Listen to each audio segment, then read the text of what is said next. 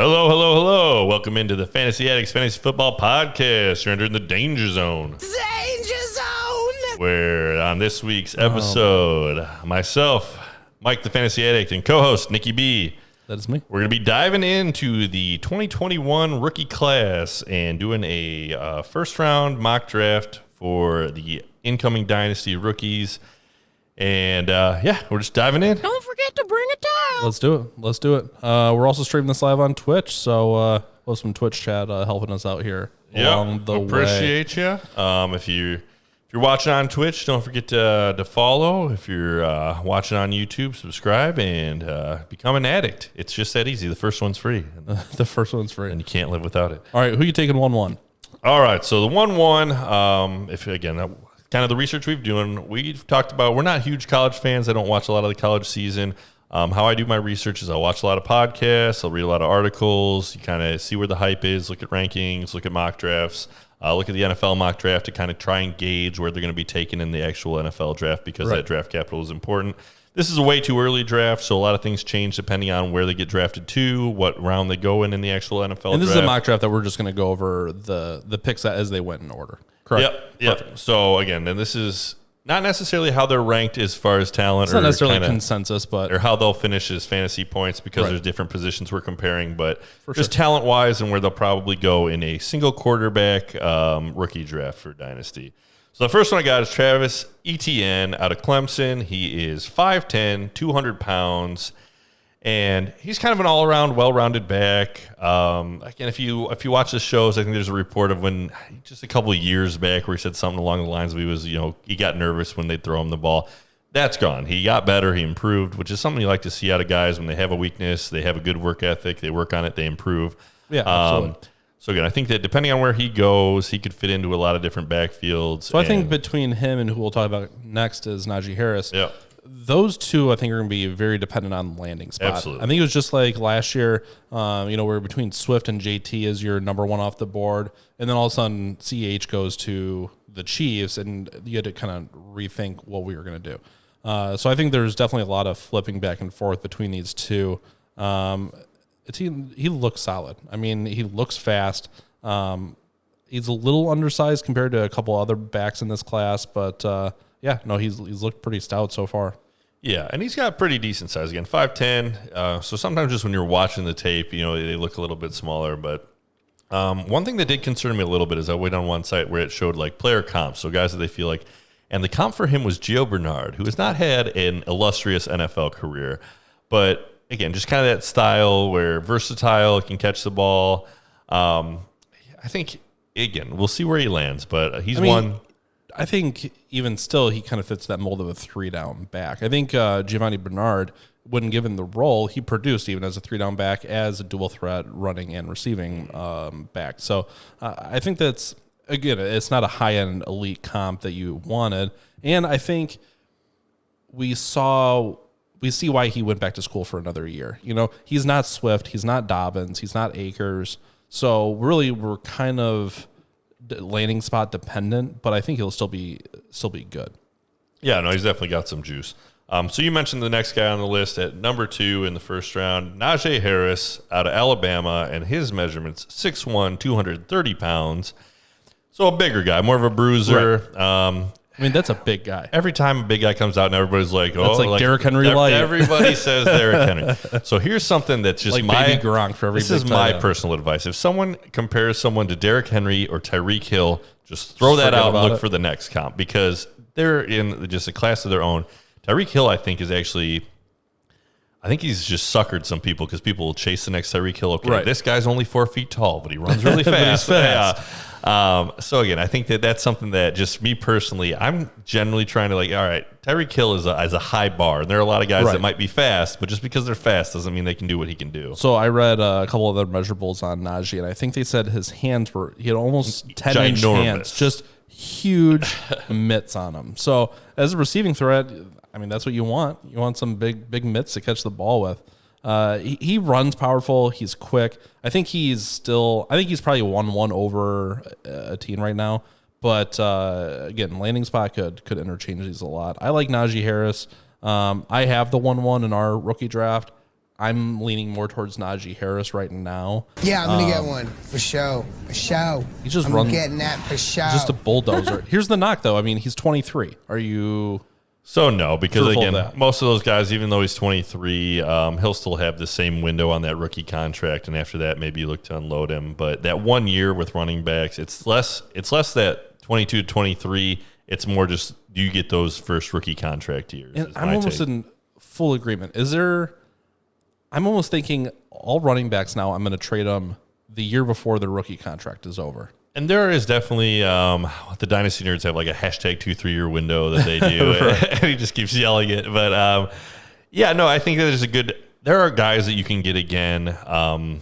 But it's kind of that sell high point. So even though that guy might come back, guys that come to mind, like the elite guys, like Kamara's on his second contract, CMC's on his second contract, Aaron Jones is about to be on his second contract. Those guys will still be useful. You'll want them on your team. Right. But if you're trying to get peak value, if you sell at that point, you're going to get peak value for those guys. Right. And you may have to wait a year, like CH's case, where it's not the best production. You're still getting some production, or like JK, where he came out at the end, or Akers. But generally speaking, once they pass that window, they probably don't have more than 1 or 2 more great years left. Right. So I have JT. He's got 2 more years, and then his contract year. So I'm going to hold him next 2 years, and then probably try and trade him for as much as possible. Yeah, and running back's one of the quickest, just plug and play. You come in, here's the hole you run through. Here's how we call it. Run through that hole. Be good at running. Like, I got a just kind of outside question for you. So JT and Swift and some of these guys, they're already ranked as top 5 to 15 dynasty assets. So depending on landing spot, do you see Najee or Ateen as one of those top 10, 15 spots potentially? I think if Najee goes to the Pittsburgh Steelers would be kind of the dream spot I would see for him, especially if he could become the workhorse back there. That'd be the spot where I could see him really being very valuable. It's going to be interesting, though, because if Big Ben goes and the quarterback situation changes, how much that'll affect and kind of change the identity of the team. But I like that for him. Other than that, I think we're ETN, looking at Miami as a landing spot. ETN Falcons. for Miami is one that I've heard. Okay. I think that would be a valuable spot for him. If somehow he managed to end up on the 49ers, I think he's a good fit for that kind of offense and how they run things. He might not be just a workhorse, but I think he'll be I agree. The guy. I don't think necessarily Najee fits the 49ers era from their running back room, but I'd be interested to see that comp as well. Najee almost seems like a Seahawks kind of. Yeah, that was the other one I heard is, Chris Carson, if they move on from his contract, he's a free agent this year, and they get Najee somehow, that would be a real good fit. If Najee goes to the Seahawks, though, I'm almost out. Like, really? I almost don't want that. For fear of injury? Injury. They don't use their running backs consistently. The defense is bad enough they get down quickly and end up just launching the ball for the rest of the game. They were figuring it out on defense the second half of the year. I think they're well coached. But we've seen this 2 years. All right, I'll trade up and get Najee if he goes. It'll work out a trade if he goes to Seattle. I'm not saying it's the worst, but I would prefer some other landing spots personally. All right, so we'll move on to the next one. Atlanta needs an RB. That's one that, again, I'm a little bit concerned about them. They do have a new offensive coordinator, correct? So maybe they run the ball more. And he came from Tennessee. Yep. So Tennessee so. runs. But again, just the way that they're built right now, they're throwing the ball a million times a game. They're not running. If Najee goes to Atlanta and Ateen goes to Miami, let's say. Yeah, I'd go Ateen. I think it's the opposite. I think Harris would go first in that situation. Really? I'm not saying he'd necessarily produce more, but I think that'd be a more hype spot for him personally than Travis. No, Atlanta, they have a lot of defensive needs, so I don't know how much they can invest in improving the offense. Good Their line's not very good. 2 really nice offensive weapons. There's just not a whole lot of pressure on that running back room. And we've seen Devonta Freeman do really well in that system. Yeah, I think that actually a guy like ETN or maybe like Aaron Jones, somebody who catches the ball is a little more shifty and elusive, would be a better fit for Atlanta. But again, they could completely look different with the new offensive coordinator. Atlanta needs a name. I mean, even Gurley was productive at the beginning of the year with busted knees. They're still going to score points. Fall into the end zone when the offensive pass catchers got them to the one. Yeah. The problem is we need the Falcons' defense to be better, so they don't have to throw it, for 3 straight quarters. I kind of like it. I got Calvin everywhere. No, I get it. All right, so we'll move on to the next one. So in the 1-3, we have Jamar Chase out of LSU, wide receiver, 6'1", 200 pounds. And he will get drafted above everybody else on this list. in the real NFL draft. Oh yeah, because again, the running backs they'll go later. So if you're looking for a running back to go in your day 2, day 3, Chase might go number 3 though to the Dolphins. I mean, he's going to be in the top 10 picks in the NFL draft unless they take our number 4 pick. But all right, so Jamar Chase, comp for him. Godwin was one that I heard, so he's kind of a good size, well-rounded. Reggie Wayne was another one that I saw throw out there, so a little bit older wide receiver who's not in the league anymore. I might have forgot to mention Najee Harris, the comp that I saw. So like one comp list that I looked at was like their ceiling, like the best that we think they could be. The other one for the running backs was more like here's just a similar style kind of play guy, and the one that they had was Mark Ingram. So just kind of durable, tough, running up the middle, pound, like not afraid. But again, when I think even Najee with the Saints, in the Mark Ingram role, like I love that even. Mark Ingram was a very good running back. Like, back in the day with the Saints, he was very, very good. Yeah, great 1-2 punch. Until he got suspended. One of the greatest 1-2 punches of all time was the Mark Ingram Kamara. Oh, for sure. Punch. For sure. So Jamar Chase, just again, he took this year off, opted out because of COVID, so you didn't get to see him this year. But the year before, just like really, really great performances, really solid, well-rounded. One of the kind of can't miss as far as. Yeah, I mean, he's generational. He won the Blesnikov Award at 19 last year and then sat out this season. I mean, just had an insane year as a 19-year-old and kind of showed great success. The question is, he looked better than Jefferson at LSU. We've seen Jefferson's success translate. Superstar. Does that mean Jamar automatically translates? I think the math checks out. And here's another thing for rookie drafts that I'm considering taking Jamar Chase overall, 1-1 overall. I think they said there's an 80% hit rate on wide receivers taken in the first 10 picks of the NFL draft. It's like an 80% hit rate of multiple wide receiver 1 seasons. So if you take wide receiver super early that was drafted in the first 10, you're going to get a pretty good asset. Which running backs, like I said, after a couple of years, you may need to trade anyway. To have a wide receiver that you can hold for 10, 12, 14 years, that'd be all right. Yeah, no, again, anytime. So last year, I missed out on the running backs because I had the 4th pick and I got CeeDee Lamb. And it worked out great. I could use those running backs, sure, but you're pretty happy when you get that top-level wide receiver in your rookie draft. And again, you can flip them if you need to. Especially in our league when you have to start 3 of them. Definitely. All right, next one we got on the list, Devontae Smith. I got one more thing about Jamar Chase I want to say. Tell me more. I watched not a lot, but I watched video on a lot of these guys. There's a thing that Jamar Chase and a couple other guys do that I'm going to talk about later. They fight through contact super well. Obviously they can all catch the ball, they can run, they have a lot of yards at the catch, but Jamar Chase fights through contact, and when he gets hit, he runs through it, he finds a way to get away, or he's at least attempting to. I've watched video on a couple guys we'll talk about later. They catch the ball, and wherever they get hit, just first contact, they're down. Mike Gesicki. They just give up from there, and it's like, okay, I accomplished something, and we're moving on. And I don't want that out of I want my guy stretching for every yard he can get and trying to get away from contact and trying to, run through it. And all these guys just seem a little softer. Yeah. Which, again, they can't all be wide receiver 1s in the NFL, but just a thought when I was watching Jamar Chase, and even Devontae Smith is more like that. So go ahead and talk about Devontae Smith. No, if you don't fight through contact. It'd be a lot cooler if you did. All right, so next one we got Devontae Smith. Played very well in the national championship game, so maybe if you're not even a big college fan, a lot of us will tune in and kind of watch some of that. Did leave, so didn't even get to finish the game and still had huge numbers. Wide receiver out of Alabama, 6'1", 170 pounds is the weight, so that's a little bit concerning. I was looking at kind of the list of the lightest. That would be lighter than any wide receiver that I believe is listed as in the NFL at this point. The general consensus, though, is his BMI index, the way it's rated.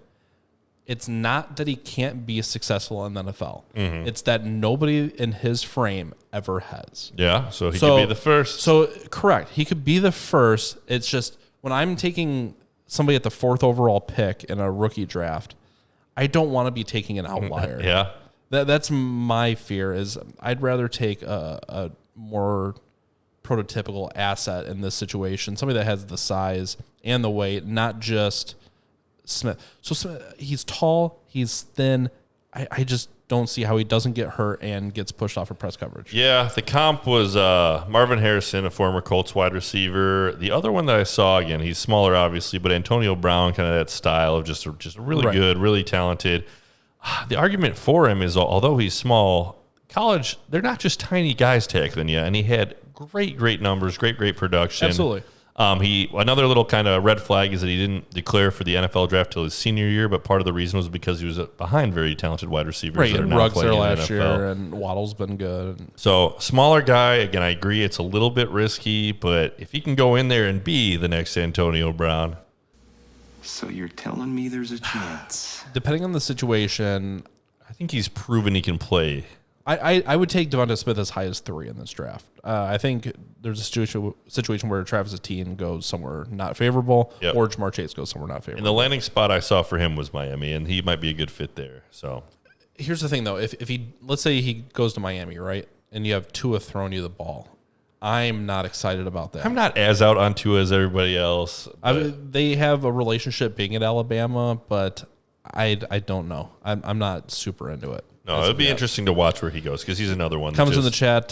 Smith from Alabama is the wide receiver 1 in this class, and it's not close. Total domination. Jalen Waddle will be second best. So he's calling 1, 2, both from Alabama.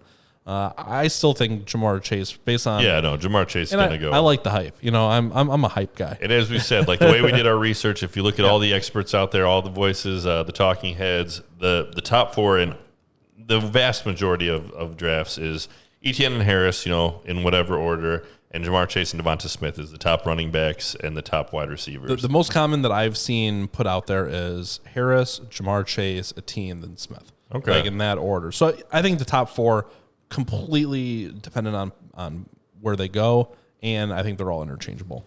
Gotcha. So after that, after Devontae Smith, we've got another running back going off the board. So this is a guy who I actually personally might take some of the other players that are later on the list. But again, in a lot of those dynasty drafts, people need running backs. They want that young running back who's on that rookie contract. They're valuable, and you can usually flip them for wide receivers. There are a lot more wide receivers that are kind of the pool of talent that you can pick from. It's easier to get a wide receiver than a young rookie running back. So the next guy I got is Javonte Williams out of North Carolina, 5'10", 220 pounds, kind of came on a little bit later and started showing out. And this is one that I actually just did myself. I was watching some tape, kind of getting a look at how he moves, how he plays, and he reminded me of a former Bears running back, Thomas Jones. So if you remember Thomas Jones, he was just an athletic, muscular-looking guy, ran hard. I don't know that he's necessarily going to be just a giant fantasy producer, but I think he's going to be a guy that can get a lot of play, be very useful for an NFL team. Right. And I just see him as almost like a little bit bigger Aaron Jones. I like the way he fights through contact. He doesn't give up. Mm-hmm. He's got pretty good vision, and he is not afraid to run through somebody. He knows what he's doing. I've seen him hurdle some players, which is always a hype play to see, but I don't know that I'd like to see a bunch of jumping over players at the next level. That's a good way to get hurt. I think Javonte could be very good in the right role as well. If he went to the Falcons, I think I'm probably taking him as my second running back off the board. Okay. If I had to draft. Interesting. Yeah, no, that could be a good fit for him. So, again, we were looking at the chat, and Number One Fan Pocket says, you guys should know, being fantasy football guys, don't listen to the expert consensus. This isn't it's like this is the Reddit consensus, which... we go to different sources, too, so that's part of why we have different opinions. We read different papers. But, yeah, I think that, it's that scene in the one with the Somalian pirates, we are the experts now. So exactly. That's why you come here. No, but there's definitely been things where I listened and I regret it and I wish I'd gone with my gut. So I think Javonte's biggest knock is he played for North Carolina, which isn't, a high top tier program. They don't play a ton of really good competition. So you didn't get to see him play at the level that some of the other guys played at during the season. Yeah, no, there was another talented running back on that team. I'm trying to think of the name off the top of my Carter, head. right? Yeah, but there was another guy there also that was getting play time. Yeah. So that's something. I think Michael Carter, I believe, is the other one. Yep, I got him on my secondary getting page. Some hype. Yep, definitely. I think he played well in the Senior Bowl. Marcio, thought I wasn't listening, but I am. I that's see. All right. I see your view up here still. You're still holding. You. Yeah, if you need a drop or something, here you go. Yeah. There you go. Figured you were hanging out with Jimmy G. Jimmy G. Which one? There we go. Graham's more attainable, but Garoppolo more in his prime. No, I think Javonte Williams is going to get more hype, and that's a name to watch. A lot of these running backs, I think they're going to climb as it gets closer to draft time. So the worry with running backs is obviously I think the top two are defined right now, and then the rest are kind of in a tier on their own. The reason being is they're up so high is the positional scarcity. I mean, it's tough to find running backs. So I think the 13th ranked between like the 13th ranked running back and the 30th, one average like 15, the other one average like 13. It's just not a huge drop off. Whereas the number 8 to 10 running back versus the 20 running back is an 8-point separation. Yeah. There's just, you can't find good quality running backs. And this year in Dynasty really highlighted that if you only have enough to fill your starting spots, you don't have enough running backs because guys are dropping left and right, and we were plugging holes. Jeff Wilson is a star. Jeff Wilson came through for some people. Oh my gosh, some of those guys that you were throwing on there at the end of the year. I started Zach Moss in the finals because CMC and Rojo were out. Oh man, it was bleak. All right, we'll move on. The next one we got, it was mentioned in the chat, is another prospect to watch, but we've got Jalen Waddle, also out of Alabama. So if you've noticed a trend, we got 3 guys out of Alabama so far on our list. Right. He is 5'10", 182 pounds, and the comp that I saw was OBJ, but he's another kind of, some people throw out Tyreek Hill because he's little and speedy. And I can see that too. He's not too small though. I mean, 5'10's. No, it's not tiny, but he's shorter, but not. I mean, there's other guys later that we'll talk about are 5'8", 5'9". So definitely not the shortest on the list. I actually like how Waddle plays. He plays aggressive. He attacks the ball really well. He's not necessarily your best deep threat, but I think if he's playing in the slot somewhere and you get him on the right team, I think he could be super valuable. What kind of situations would you like to see Waddle in? So there are a bunch of different teams that, again, places that would just be an ideal for. It's not necessarily how the draft will probably shake out, but again, if a guy went to Green Bay, I'd be excited for him. If the Lions kind of things clean house there and they get somebody, I'm a little bit excited for that guy just to have like a lot of volume.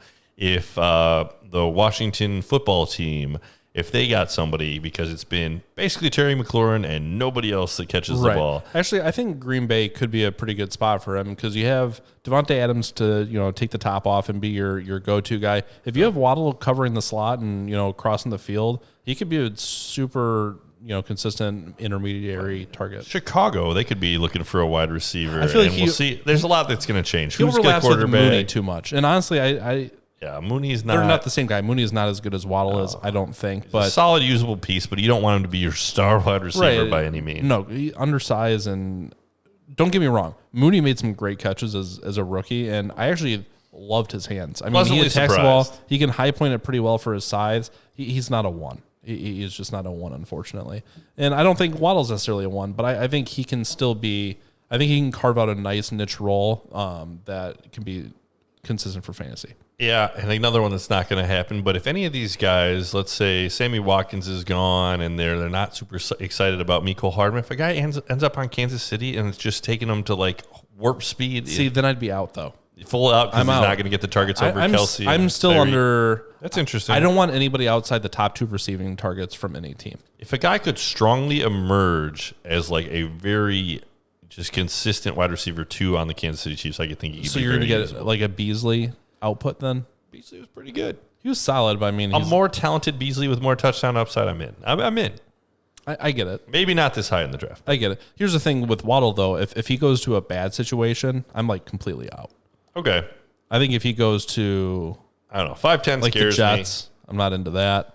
If he goes to the Texans, not into that. I mean, there's situations that I don't like a lot. All right, so we'll move on to the next one. Another wide receiver. This is Rashad Bateman out of Minnesota, 6'2", 210 pounds. That's the size I'm looking for in my wide receivers. He looks soft. The comp that I got was Allen Robinson. So, and honestly, I almost thought the same thing when I was watching him. Allen Robinson, I feel like a broken record. Allen Robinson plays more aggressive. Rashad Bateman, I feel like just plays too off the ball. He's a good runner, and he looks pretty fluid with the ball, but I just don't see him getting through contact super well. I don't know. I wasn't super impressed. Again, I think he's just a safe pick. So I like he the size a lot better, though. Might not be just that dominant league-winning guy on your team, but I think he's going to be a guy that just gets in there, gets you some good points. Maybe he'd go into that Robert Woods kind of mold. I think he's a worse Devontae Parker. That's interesting. Devontae Parker, peak Devontae Parker, or worse first 4 years Devontae Parker? Like now best peak? Yeah, career Devontae Parker. All right.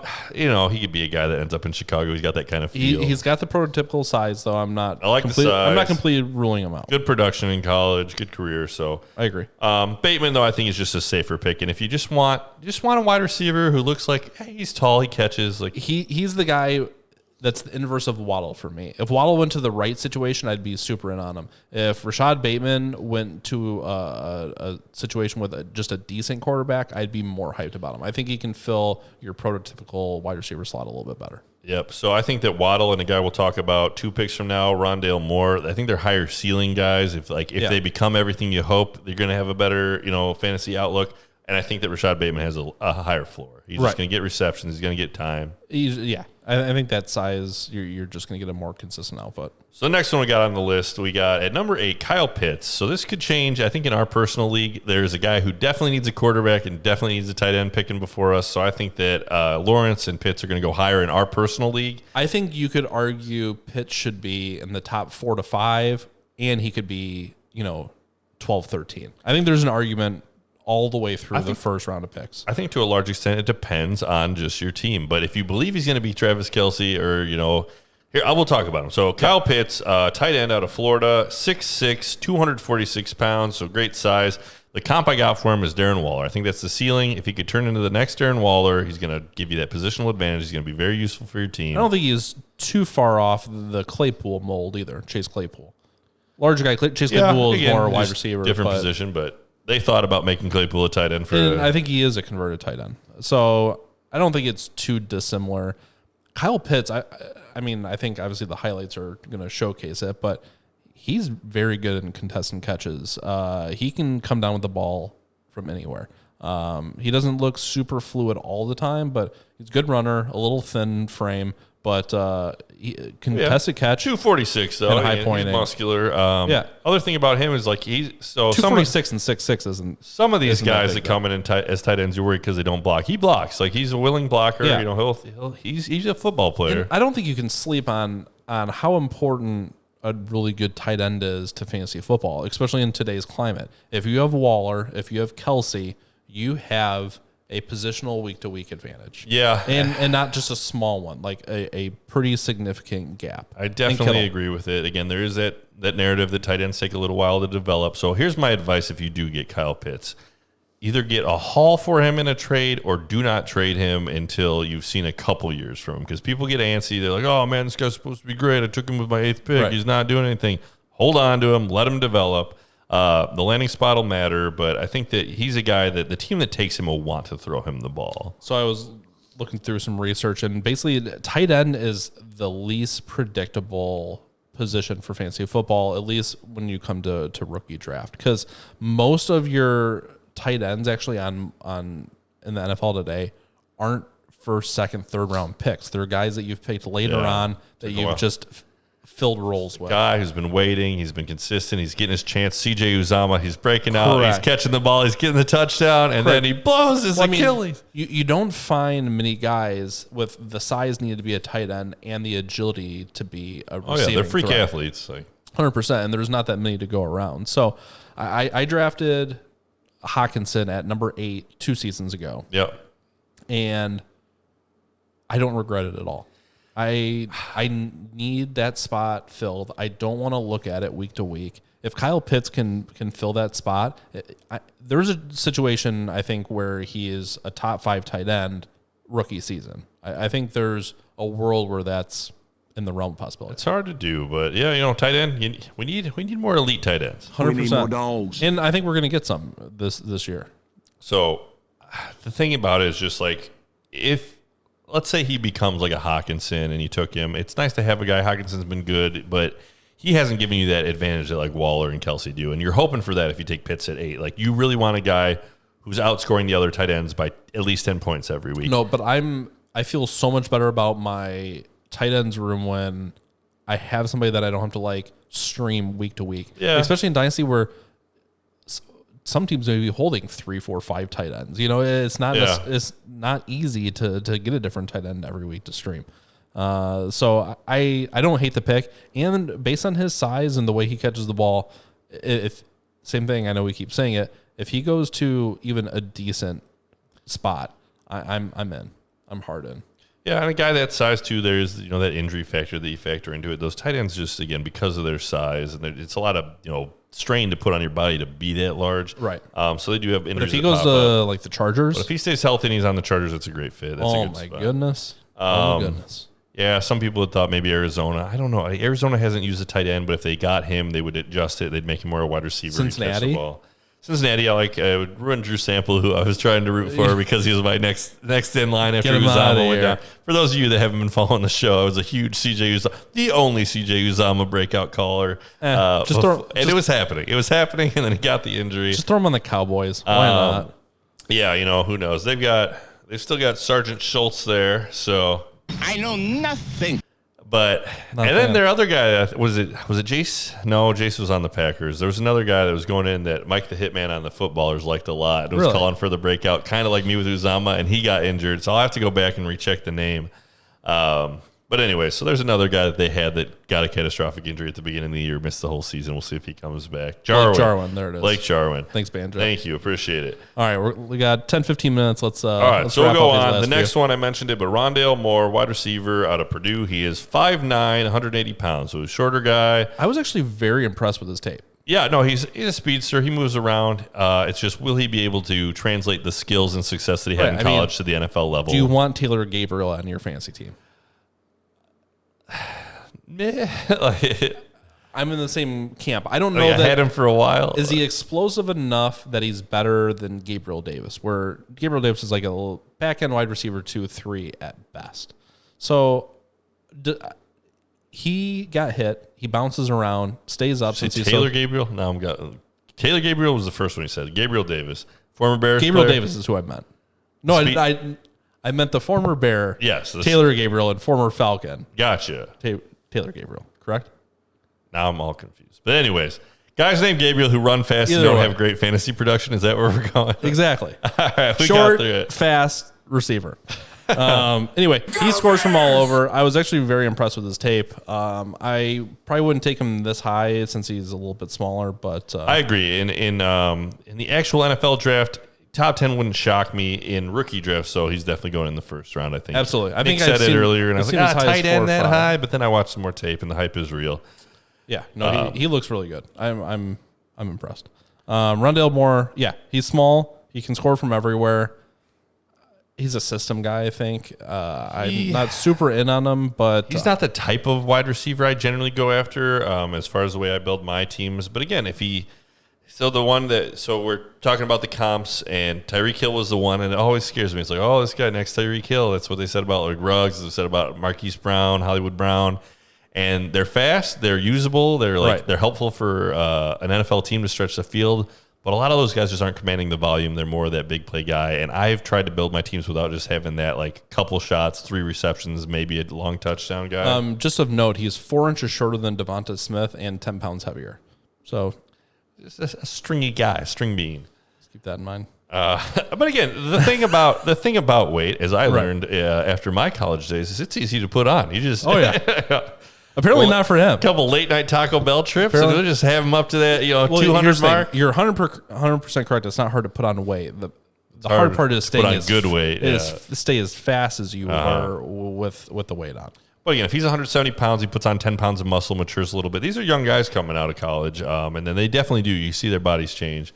They do. Like, again, CeeDee Lamb, he was another guy I looked at, and I was like, man, he's kind of got that. Devontae Smith is old, too, isn't he? But they'll get the strength and conditioning coaches there, How old is Devonta Smith?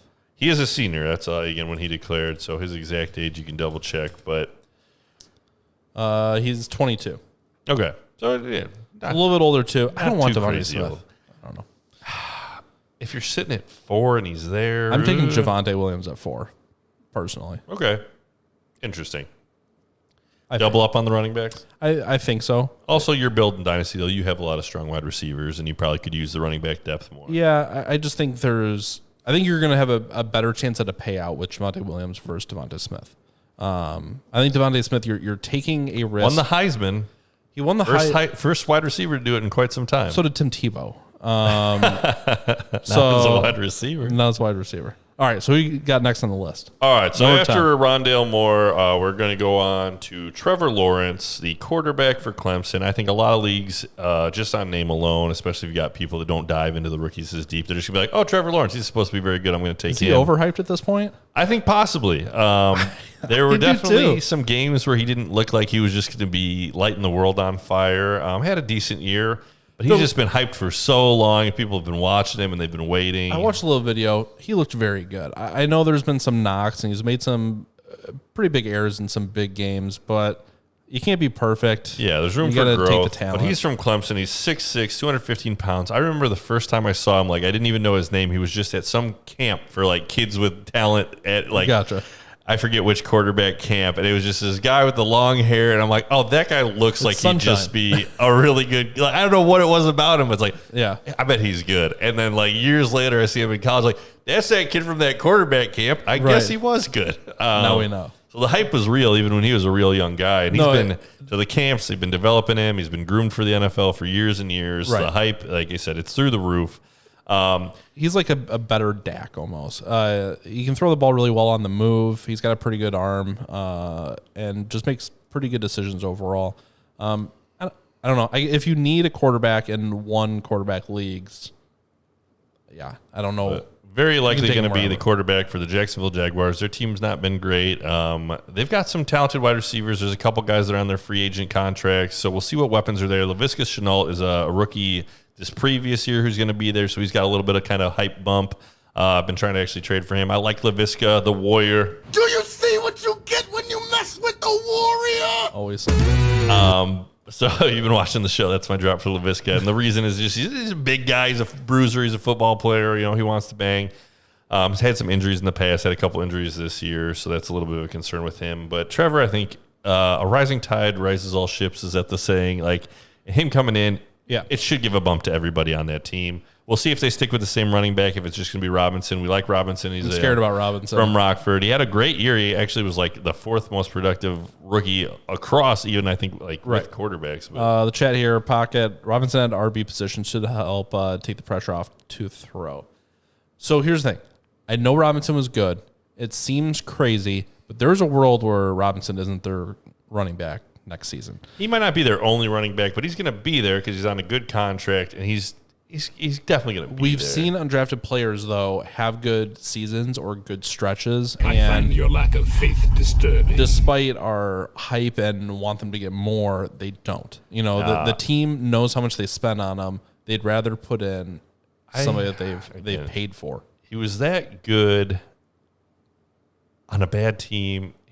He can do it. Okay, I'm in on him, especially if they don't draft. If they draft somebody else or they sign a free agent, all right, I'll be out. But I don't think they're super comparable, Phillip Lindsay and Robinson, just based on running styles and everything. But position and undraftedness, they have a consistency with. And Phillip Lindsay, he looked very good. He was very solid coming out, and he broke off huge runs. And they still put Freeman in there as a change of pace back a ton. So I don't know. I know they gave him all the work this year, but I'm curious to see. All what right. happens So we got Marcy. She dropped the Discord link. So if you're following, if you want to chat about these, if you want to ask any questions, you can jump into our Discord there. Thanks, Marcy. We always got the chat going. Marcy's got to run. Thanks. Appreciate you. We'll see you next Tuesday. And above that comment, we have Mark Ingram to Jacksonville. That's an interesting one. Mark Ingram, he had he might have a little bit of juice in the tank. If he goes there, I'm still in on Robinson because I don't think he's a guy that's going to command, the market share of that offensive. I just don't want to pay what you're going to have to pay for Robinson. But might take Trevor the Lawrence at 110, I'd probably take Trevor Lawrence at 110 over the next couple If they bring in guys. one of the older, kind of more washed guys, let's say Gurley, somebody he gets they con him into taking him or something like that. If one of those guys lands there, I think I'm still pretty in on Robinson. If they sign a new rookie running back in the top 3 rounds, or if they take a rookie in the NFL draft top 3 rounds, or if they sign a free agent, So, like, let's say David Johnson or something like that. Like, I might, then I'd be a little more hesitant. Yeah, but his value will tank, or will not necessarily tank, but it will adjust accordingly to that happen in your draft. Robinson's completely off my board. All right, that's fair enough. Okay, the next couple people on the list here. All right, after Trevor Lawrence. So this is one. I have the 111 in our league, and I might reach for Chuba Hubbard. So running back out of Oklahoma. He's 6 foot, 207 pounds. I love how different that's all right. our takes on these. That's why we got to talk about it. So we got to get the people involved. Tell me if I'm right. Great pocket. So a lot of the mocks, a lot of the rankings that I've seen have him lower than this. They have a couple of the running backs ahead of him. But Chuba Hubbard rushed for 2,000 yards in a college season that was just a year ago. Had a rougher year this year, but again, it was a goofy season. The knock on him is he's not good in the pass protection, that he doesn't have good hands. I hope that the ceiling for him, if he's in the right spot, could be like a Nick Chubb type of back who doesn't get a lot of the passing work, but still just can break those big runs. He can do that. He's got track speed.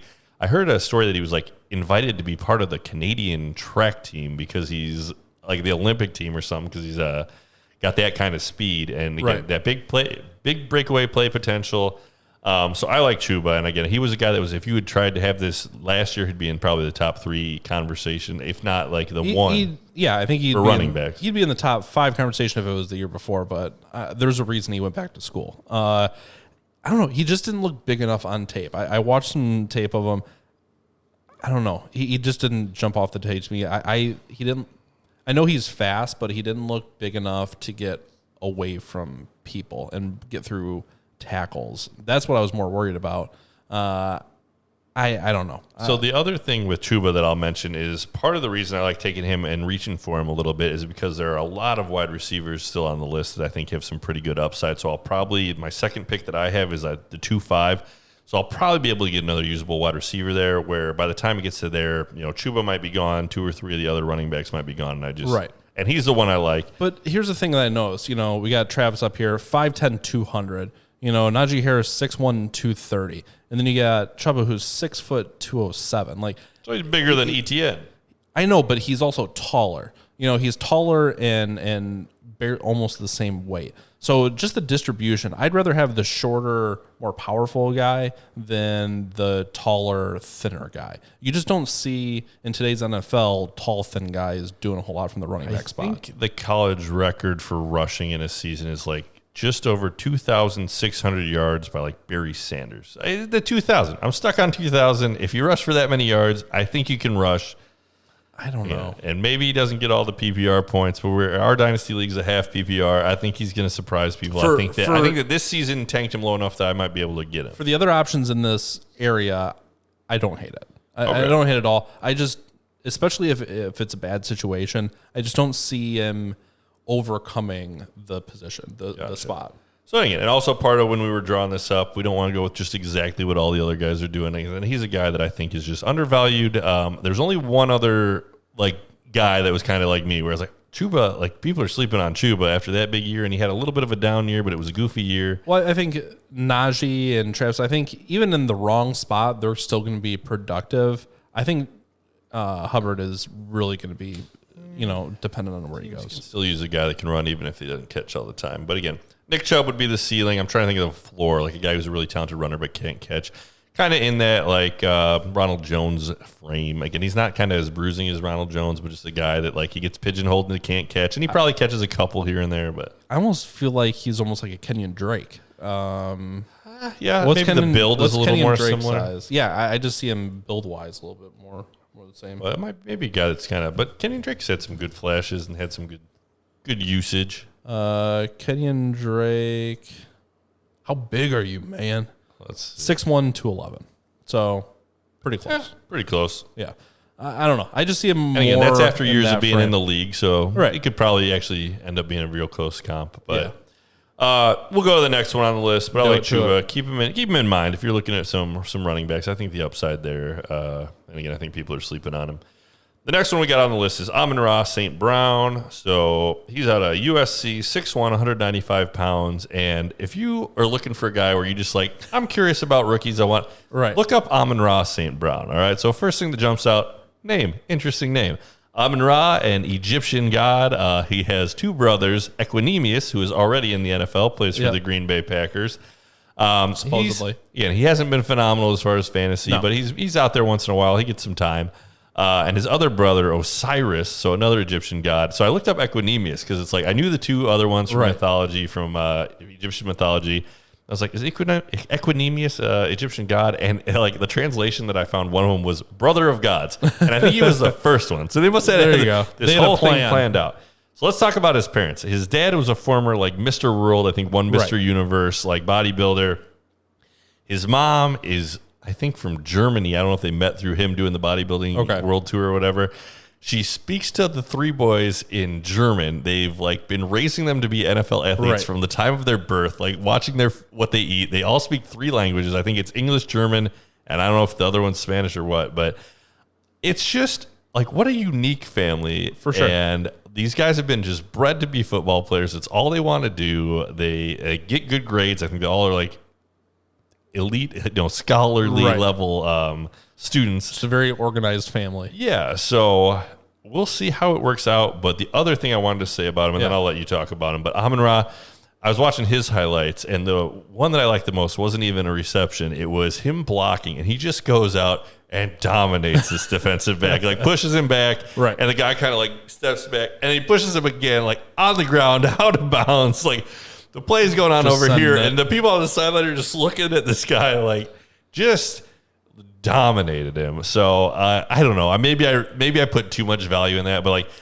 I like that he's a little bit bigger guy. I like that he's physical. I like that his whole life's ambition has been to play football, and I think the thing that maybe worried me a little bit was just his brother. Like you can't necessarily compare brothers because Calvin Ridley's very good. His brother Riley Ridley on the Bears hasn't become a thing. There's a lot of actually brothers and siblings in the NFL, but again, I think that just a guy that could come out and really, I think people also, again, might be sleeping on him a little bit. And again, Amon-Ra, it's an easy name to remember if you're just struggling. Sometimes if you don't do the research and like somebody takes your guy you wanted and it doesn't go your way, you just panic. Throw out an Amon-Ra panic pick. I have a positive and a negative in one for Amon-Ra. Right. When I was watching his highlights, he feels like almost like a necessity to make the catch harder than it is. So he tries to catch remember the OBJ catches where he tries to like catch it on the way around? Yeah, he tries to do these more high-end catches and catch it, and soft hands it. He's probably trying to impress his super critical parents. Please love me, Dad. But it comes at the cost of some other things like yards after catch or securing the ball. There's some concerns there, and when he's going after these crazy catches, it doesn't seem like he has the agility to stay upright. So a lot of times when he's going for these catches, he gets tackled right at initial contact, or he can't really he can't really get any yards after contact when he does get the ball. So that's my only fear just in watching some of his video. If he can just catch the ball more, conventionally, I should say. Just catch it and run. Yeah, just catch it and run. And if he can get the ball on the run, I think he's going to be a lot better player than what I saw on tape. And again, I think that, just with him, I think that there's, again, a pretty well-established, like, just intelligent, good work ethic. Right. And hopefully good support system. And, like, watch him get tackled. I mean, he looks like a rag doll every time he gets tackled. I don't know what it is, but you see, like, A.J. Brown, right? Yeah. A.J. Brown, when he catches the ball, he's still upright. He's got power, he still runs through people. You're just never at fear of him like just going down right away. And yet he's always down and injured. I know. How does this happen? Amon-Ra, every time he got tackled, he's just like flopping all over. I don't know. Maybe it was just my untrained eye in that aspect. And again, it's good because again, you watch these shows, and I think it kind of gets into that mentality, and it leaks into everybody. And a lot of people do watch each other's shows.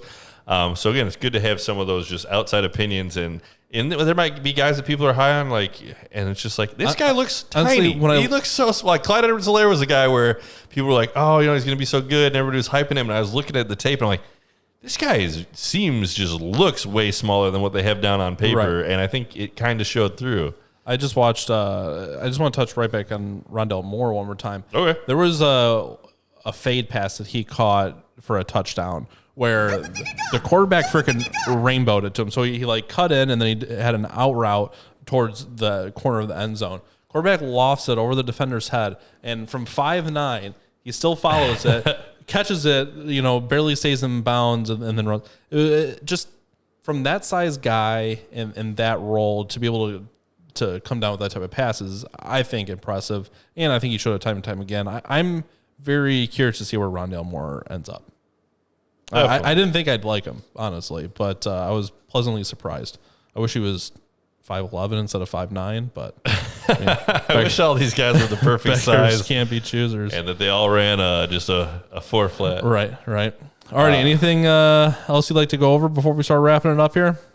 No, so again, just things to keep in mind as we go forward. We'll look. I'm not sure. It sounds like there's not going to be a kind of a conventional combine like there's been in the past. These guys will have pro days, so we can all overreact to their stats and their speeds and things like that. Yeah. Well, I mean, they had a couple weigh-ins before, and like Devontae Smith didn't want to weigh in. Yeah, that's a good note on Devontae. Najee Harris, I think we had hand size and height, but we didn't have weight and speed or something. There was a couple different. That's another thing with these measurements is sometimes colleges and even going back to like when we were in high school and they had to list our heights and weights, like they would fudge the numbers. They would definitely like round you up or give you an extra inch. Do you remember seeing your like old high school program and you're like, this that's the tallest I ever was. It's like, nah, he's 5'10" on his tippy toes. But colleges definitely do that. So like that might be a reason because if he was just coming in at the solid 170, everybody knows that's what he is. But he could be even under that, and like that would be a good reason to decline. He needs to get to 180, 185, and have the same speed. That's what he needs to have. If he does that, that'd be super. Then nobody's gonna have any fears. Then he fits the mold. He's got great hands. He's got a phenomenal jump ball. He just needs some more size. He needs to thicken up. Or That's what she said. the problem is he's gotten hurt too. I know this is a hand injury, which kind of fluky, but they don't linger. It's a concern. I mean, 170 pounds, don't whatever you are, break him, and you're getting hit by 200-pound, defensive backs. I don't know. I'm just more concerned than some other guys. No, I think that's a fair point. When I was watching the same thing, I was like, pretty small. Right. You just don't want him to break in half. It's like taking Kevin White, knowing the injury concerns.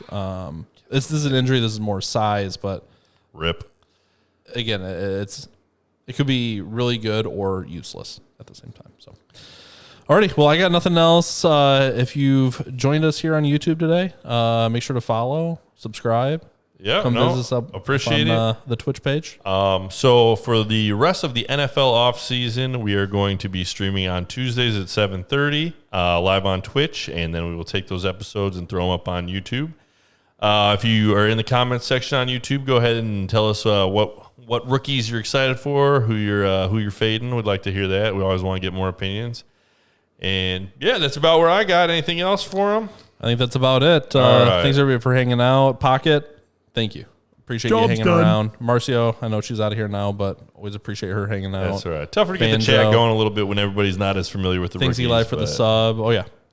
Start getting excited about it. If this is the first time watching our video, go ahead and check out Why You Suck At series if you're interested in some other we're going to work on a couple new ones and kind of get a little more involved in the YouTube. We've been hitting the Twitch hard during the regular season. Now I want to kind of explore some other platforms. Absolutely. Alrighty. Well, thanks for hanging out with us. Anything else? That it? Go Bears. All right. Go Bears. Have a good one, everybody.